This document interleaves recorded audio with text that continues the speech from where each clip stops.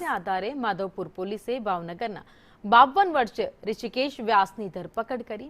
યુવતીની ફરિયાદ મુજબ આરોપીએ લગ્નની લાલચ આપીને રાજકોટ અને જૂનાગઢની હોટેલમાં તેની સાથે વારંવાર દુષ્કર્મ આચર્યું હતું।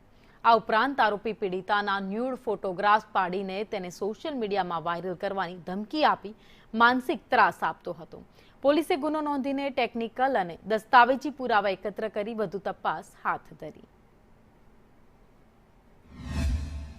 ऋषिकेश व्यास रहे भावनगर नाओए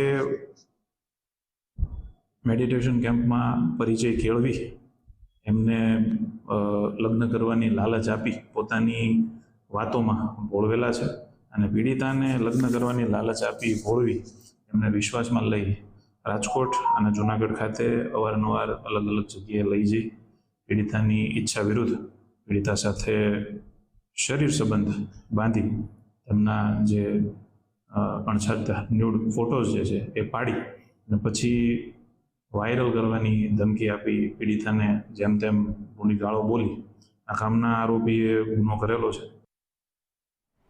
અને આગળ વાત કરીએ તો સુરતમાં ધમકી આપેલ મોબાઈલની લૂંટ ચલાવવામાં આવી।